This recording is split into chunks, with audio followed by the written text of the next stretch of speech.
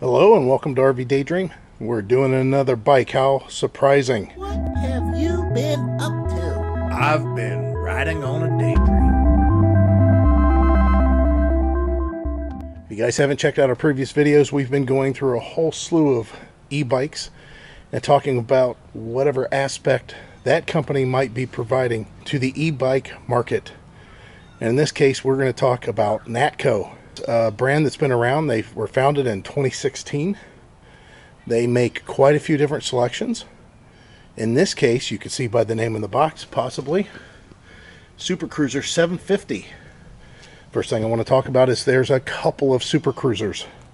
There's a Super Cruiser 500, and of course this one, Super Cruiser 750. As you can imagine, I'm such a big guy. I'm 6 foot, 270 pounds. I need the biggest motor that they have available for whatever hill may come about. Now, we've done quite a few different cruisers, so this is going to be a fat tire bike. You're going to have a 26x4 fat tire on it, and it's a pretty big frame. It's stretched out. They did not integrate the battery with any kind of build on the frame. It is separate behind the seat post, which we'll show you that to you. And we're going to go ahead and take a look at this like we have all the rest. Want to talk about its ups and downs. In this case, we have a 48 volt and it's a 12 amp hour battery, just over 12 amp hours. So slightly smaller than some of the rest, but everybody needs to take a look at what's being offered out there and see what might actually fit your need. I want to talk about the code that's going to be down in the description and the link. So click the link, there's going to be a code, and it's going to give you a dollar amount off of this purchase. That's any purchase with NAKTO. NAKTO. Got to say it a few times so I don't screw it up. The thing that you might want to look at, which is a more popular bike that they offer, is a folding ox, is what they call it. It's a smaller bike. It's something that can fit into the pass-through of an RV relatively easily. But I wanted to go with a bigger cruiser because I wanted to see what that was offering from the company, because this is their biggest offering that they have. So as far as the description, if you click the link, go in, pick a bike, and at that point use that code, you'll get money off of any of the purchases that you make, even if it's not the Super Cruiser. Opening this up from the side seems to be the easiest way to get this out. I was trying to pull the tire out. Normally with these, since we've assembled so many, you should be able to pull the tire out before removing the bike, but it looked like that all that had to come out as one, even though the bike's not attached to the frame. Just one of those things, you know, everybody does something a little bit different. Once out of the box, all the plastic and styrofoam is off of it.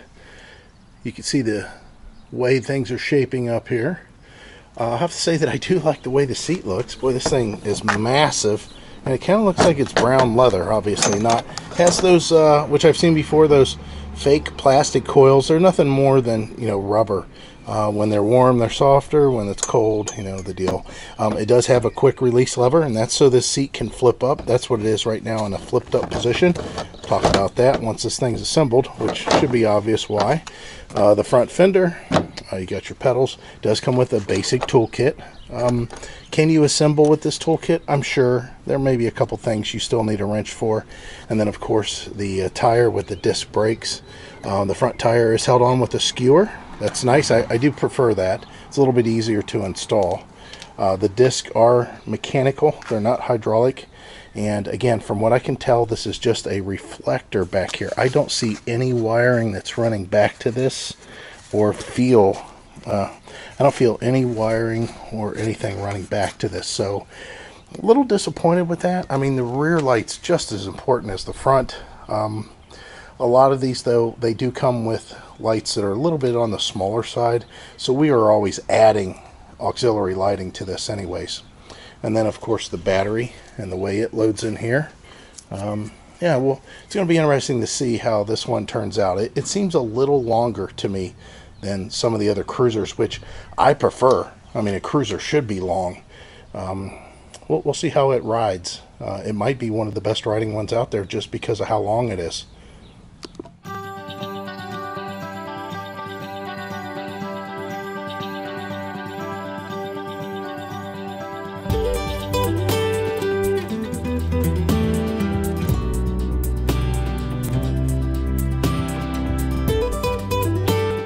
Okay, so you can see as far as this bike and Heidi and her size, it's definitely too big for her. I mean, that is definitely big for her, more than what we would have seen before. So she's going to take this thing for a ride. We'll let her get on off camera, and we'll get her to where she's rolling. She needs a little milk crate to step up on. yeah, because this is not even a step through, but we wanted to get her impressions on this riding, and then we'll see my big butt riding it up and down the street, and I'll tell you what I think about it. Actually, that was a little bit more uneventful than I expected. Now, I've already taken this for a short ride myself, and I have to tell you that the one thing I do like about this that is way above any of the others, you cannot pedal out of the assist. I know that might be a confusing statement, but what I mean by it is we have had bikes that have been at full speed and full pedal assist, and there's no pedal resistance whatsoever. It's just like you're windmilling. You're just pedaling the cranks around, and you're not applying any resistance whatsoever to the cranks. That's something this bike does not do. No matter how fast this bike is going, their gear set is set up in such a way that you are actually definitely applying pressure to the rear tire still with your feet, and you're still pedaling real fast and hard. So definitely a nice thing to deal with compared to the other ones.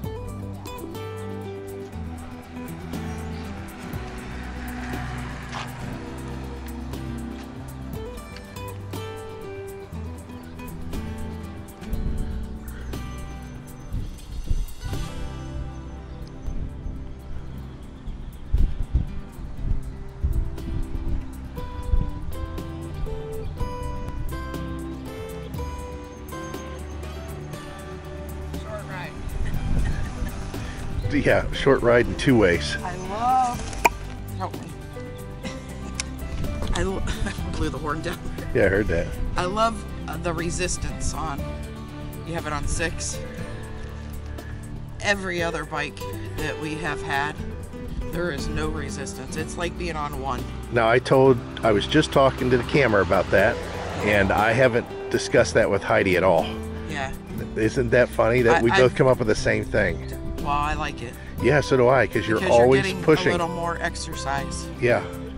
They basically they have put a tall enough gear in the front that you're always in the tallest gear. You're always got pressure going to the pedals, regardless of how fast you're going. But yeah, so I tried it. I got through and did the sidewalk. Well, that don't work because I'm way too. Yeah. This is way too tall, so I have no control. But I like it a lot. I wish that. Yeah, see, she has had shorter bikes that haven't been set up in this manner. So what she's talking about is this frame is perfect for bigger riders. I'm going to tell you right now, I'm going to get on it. She'll film me, and this is a perfect bike for me as far as the length and the ride. It is very long, For sure. and it's tall. It's got a big seat, so everything's really good there. So yeah, you can see this is perfect flat foot for me. Yeah. Get my phone out of my pocket. There we go.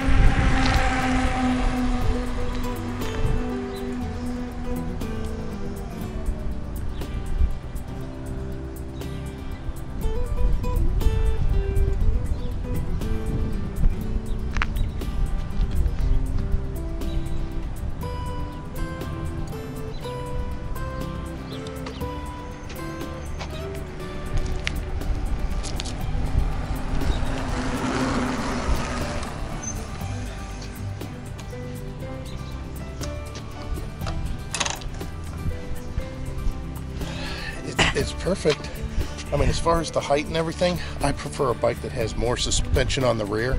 So somebody commented, said something to the effect of, well, Mike, you need to lower the pressure in the tires. I don't run them at 30, I run them at like 24, even though these big tires are supposed to be run at 30. It really has nothing to do with that. The thing is, I'm just comfortable and used to having mopeds, and mopeds have pretty good riding characteristics. They have bigger, plusher seats, long-wise and thick-wise, sometimes width-wise, depending on the bike. And they also all have rear suspension in addition to the front suspension. But this bike just has, you know, front suspension. I still don't think the ride's uncomfortable. But that's something I wanted to bring to your attention, because a lot of people don't know you don't have to run your tires at the maximum pressure. Run them a little bit lower if you want a softer ride. That's what that 4-inch tire is all about, so you can get a softer ride. The battery's a good capacity battery. The motor's a strong motor. The ergonomics on this one's really good because of the length of the bike for me. It's a good ride quality. The handlebars, I feel comfortable letting go of the handlebars. So the links are going to be down in the description for this. Click the link, it'll take you right to the bike. There may be a discount code on this, I don't remember, but it will be in the description, and you want to take a look at it. So basically what I'm going to say about this is, ladies, probably not, unless you're a taller, bigger lady. And I'm saying that you would have to be in the 5'9", 10 range on the short end of things, and then up to whatever. I mean, I have the seat at the lowest, so I'm sure you could be 6'4", 6'5" on this, and you know, 300 pounds and be fine. I do believe they make a rear rack for this, but it's kind of a universal rear rack, so you can pick that up on Amazon or anywhere and just bolt that on. You don't have to get anything specific, but a good company. I like the design. I like the handle bar grips. You can tighten them down and change the pitch at what they're at, and the display is a pretty standard display. Easy to read though.